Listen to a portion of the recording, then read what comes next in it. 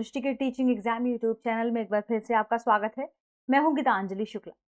जैसा कि आप सभी जानते हैं, हम यहाँ सीटेट यानी सेंट्रल टीचर एलिजिबिलिटी टेस्ट, केंद्रीय शिक्षक पात्रता परीक्षा के प्रीवियस ईयर क्वेश्चंस पर चर्चा कर रहे हैं। अब इम्पोर्टेंट बात कि इसमें हम किन वर्षों के किस सेगमेंट के, ध्यान रखिएगा, विगत वर्षों के जो प्रश्न हम यहाँ पर लेकर आए हैं वे किस सेगमेंट से संबंधित है, वह ज्योग्राफी से संबंधित है। ज्योग्राफी यानी भूगोल विषय के वे प्रश्न जो पिछले वर्षों में सीटेट के एग्जामिनेशन में पूछे गए हैं, उन्हें यहाँ हम चर्चा में लेकर आते हैं। ठीक है, तो हमने पिछले भी कई ऐसे वीडियोस तैयार किए हैं जो सीटेट के प्रीवियस ईयर के क्वेश्चन पर डिस्कशन, इसके जो क्वेश्चन है उनके डिस्कशन पर आधारित है, और आज भी हम उन्हीं प्रश्नों पर चर्चा करेंगे। इंपॉर्टेंट बात यह भी हो सकती है कि लोग पूछें कि ज्योग्राफी किस सेगमेंट में शामिल है, तो यह प्रश्न पत्र जो कक्षा 6 से कक्षा 8 के लिए है, उसमें ध्यान रखिएगा सामाजिक विज्ञान खंड के अंतर्गत शामिल है। ठीक है, तो आइए भूगोल के कुछ खास प्रश्नों पर चर्चा करते हैं और देखते हैं आज के सेगमेंट के पहले प्रश्न को। पहला प्रश्न है, तरंगे तब पैदा होती हैं जब, हमारे पास ऑप्शन है, ए समुद्री सतह पर पवन चलती है या पवन बहती है, बी सूर्य एवं चंद्रमा पृथ्वी की सतह पर गुरुत्वाकर्षण बल लगाते हैं, सी समुद्र की सतह पर पानी का तापमान बढ़ जाता है, या डी समुद्र की सतह पर गर्म और ठंडी जलधाराएं मिलती हैं। देखिए ये प्रश्न सीटेट 2021 में पूछा गया था। ठीक है, अगर यदि हम बात करें तरंगों की, हम बात करें वेव्स की, वेव्स यानी क्या, वेव्स का मतलब होता है एनर्जी। दरअसल महासागरीय धाराओं में तरंगे क्या है, तरंगे महासागरीय धाराओं की, यदि महासागरीय जल की यदि हम बात करें तो महासागरीय जल में एनर्जी का फ्लो, यही क्या कहलाता है, यही तरंगे हैं। और एनर्जी का फ्लो कब, तो ध्यान रखिएगा जब बहुत तेज पवन चलती है या जब पवन चलती है तो पवन के सहारे जो महासागरीय जल है वह तरंगों के रूप में क्या करता है, एक केंद्र बिंदु से वृत्ताकार मार्ग में इस तरीके से बहता है, इस तरीके से प्रवाहित होता है। जैसे जैसे पवन की स्पीड तेज होती जाती है, इन तरंगों की जो स्पीड है वह भी बढ़ती जाती है। अब इंपॉर्टेंट बात कि इसमें जो तरंगे, यानी मान लीजिए यहाँ पर इसका वृत्त का जो केंद्र है, फिर महासागरीय धाराएं तरंगों के रूप में कुछ इस तरीके से आगे की ओर बढ़ती हैं, यहाँ से फिर बाहर की ओर, फिर बाहर की ओर ये लहरें आगे आगे की ओर बढ़ती हैं।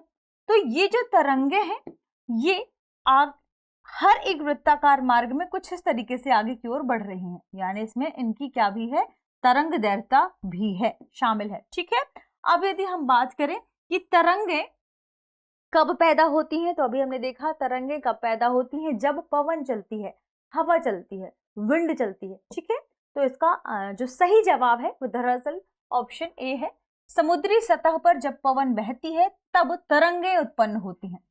तरंगों की खास बात क्या है कि तरंगे जो वृत्ताकार मार्ग से या बीच में शुरू होती हैं, केंद्र में शुरू होती हैं, ये वृत्ताकार मार्ग का अनुगमन करते हुए आगे की ओर बढ़ती हैं, और इनकी जो तरंगदैर्घ्यता है वह जैसे ही वृत्त से कहां पर पहुंचती है, या महासागरीय जल में जैसे ही तरंगे तट के नजदीक पहुंचती हैं, तो तट के नजदीक पहुंचते पहुंचते तक इनकी तरंगदैर्घ्यता क्या हो जाती है, बढ़ जाती है।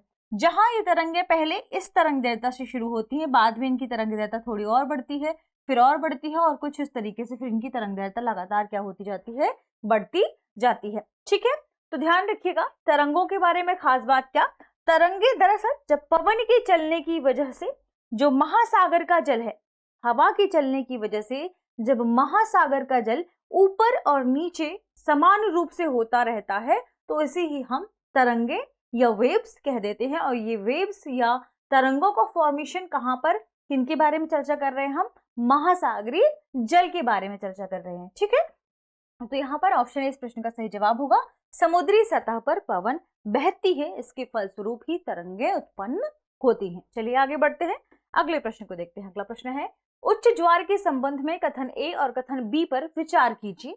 कथन ए है, ये जल स्तर को तट की ऊंचाई तक पहुंचाते हैं जो जहाज को बंदरगाह तक पहुंचाने में सहायक होता है।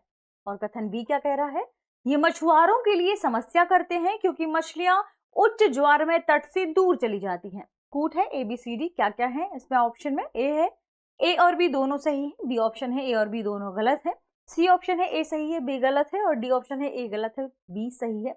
यह प्रश्न सीटेट 2020 में पूछा गया था। ठीक है, देखिए कल ही हमने चर्चा किया किसके संदर्भ में, उच्च ज्वार के संदर्भ में। हमने देखा सबसे पहली बात ज्वार भाटा क्या है। ज्वार भाटा दरअसल समुद्री जल का बहुत तेज गति से कब सूर्य और जो पृथ्वी है, सूर्य और जो चंद्रमा है, इनके गुरुत्वाकर्षण बल की वजह से पृथ्वी में जो महासागर पाए जाते हैं उन महासागरों के जल में उतार को और इनमें वापस से जल के वापस लौटने को ही ज्वार भाटा कहा जाता है। ये हमने सामान्य शब्दों में समझा। अब असली बात कि ज्वार भाटा को यदि सरल शब्दों में और अच्छे से जानने की कोशिश की जाए तो ज्वार भाटा क्या है। ज्वार भाटा का मतलब समझिए कि जब महासागरीय जल, क्योंकि हम सभी जानते हैं महासागरीय जल में दिन में कई बार उफान आता है, लेकिन ऐसा कहा जाता है कि दिन में 2 बार ज्वार भाटा आता ही आता है। कैसे? इसमें महासागरीय जो जल है वह बहुत तेजी से अपने उच्चतम स्तर पर जल ऊपर की ओर उठकर कहां पहुंचता है, तट के पास पहुंचता है। इसे ज्वार कहते हैं। और जब वही जल वापस तट से दूर जाता है तो इसे हम भाटा कहते हैं। ध्यान रखिए कि ये बिल्कुल सामान्य शब्दों में ज्वार भाटा की परिभाषा है। ठीक है, तो आप क्या समझेंगे इससे कि जैसे हम सभी जानते हैं जब हम जूस पीते हैं, अक्सर आपने देखा होगा जब हम जूस पीते हैं तो ग्लास से हम स्ट्रॉ की सहायता से बल लगाकर फूंकते हैं ना हम उसे, और उसके बाद फिर हम उस जूस को अपने अंदर लेते हैं। ठीक ऐसा ही कार्य करता है क्या, बल किसका, चंद्रमा और सूर्य के गुरुत्वाकर्षण बल। तो चंद्रमा और सूर्य के गुरुत्वाकर्षण बल की वजह से जो पृथ्वी है, मान लीजिए यह पृथ्वी है और यह सन है यानी यह सूर्य है और यह चंद्रमा है यानी मून है, तो इन दोनों के गुरुत्वाकर्षण बल की वजह से जो पृथ्वी में जल है उस जल में दरअसल उफान उत्पन्न होता है, इसमें लहरें उत्पन्न होती हैं। ठीक है, जैसे हम ताकत लगाकर बल लगाकर जूस को अपनी तरफ खींचते हैं, वैसे ही इनके गुरुत्वाकर्षण बल की वजह से पृथ्वी की जल में हलचल होती है। ठीक है, तो इंपॉर्टेंट बात कि इस हलचल को ही कैसे हलचल, कि जब यह जल बहुत तेजी से अपने उच्चतम स्तर पर पहुंचता है और कहां पहुंच जाता है, तट के नजदीक, बहुत तेजी से लहर ऊपर उठती है, तट के पास जाती है और फिर एकदम वापस लौट आती है। तो जो तट के पास उठती हुई लहर बहुत उच्चतम स्तर तक पहुंचती है उसे ज्वार कहा जाता है, और जब वह वापस लौटती है तो इसे हम भाटा कहते हैं। दिन में यह प्रक्रिया 2 बार घटित होती है। ठीक है, अब देखिए जब बहुत तेज उच्च ज्वार आएगा तो क्या होता है, बहुत उच्च ज्वार में यही जल बहुत तेजी से खूब ऊंचाई को प्राप्त करता है, और जब यह बहुत तेजी से ऊंचाई को जाता है तो यह तट के लेवल पर आता है जल, है ना।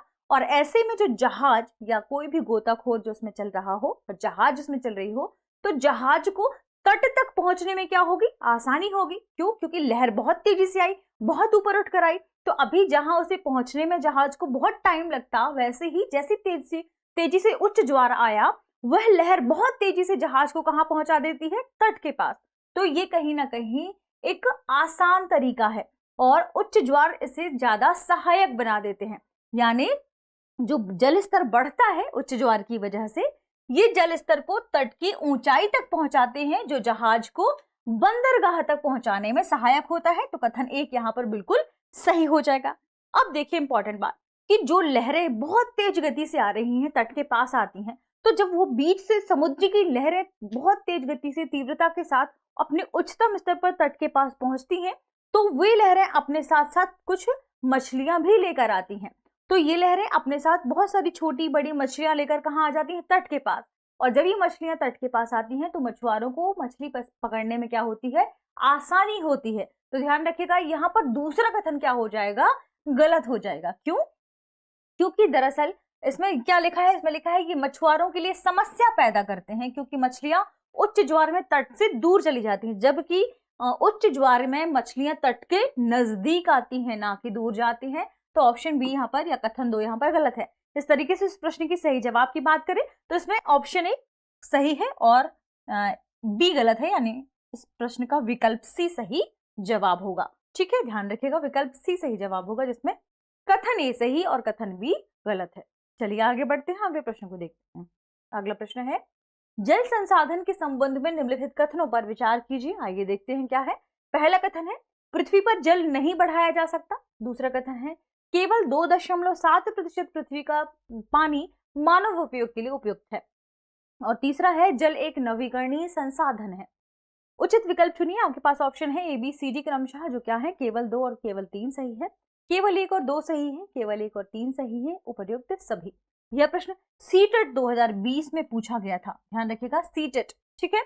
अब इंपॉर्टेंट बात, जब हम जल संसाधन के बारे में बात करते हैं, ठीक है, तो हम पृथ्वी के कुल क्षेत्रफल की यदि बात करें, पृथ्वी के पूरे क्षेत्रफल की बात करें, तो पृथ्वी के टोटल क्षेत्रफल में यदि आप देखें तो 71% हिस्सा जल का है, ठीक। पूरे क्षेत्रफल में 71% हिस्सा किसका है? जल का है। अब यदि हम बात करें कि पृथ्वी में जितना जल पाया जाता है, उस 100% जल को यदि आप डिवाइड करें, तो ध्यान रखिएगा कि 100% जल में लगभग 97% जल कहां से मिलता है या कहां है? महासागरों में और सागरों में। यानी यह जल कैसा है? यह जल लवणीय जल है। लवणीय मतलब इसमें नमक की मात्रा है, यह पीने योग्य नहीं है।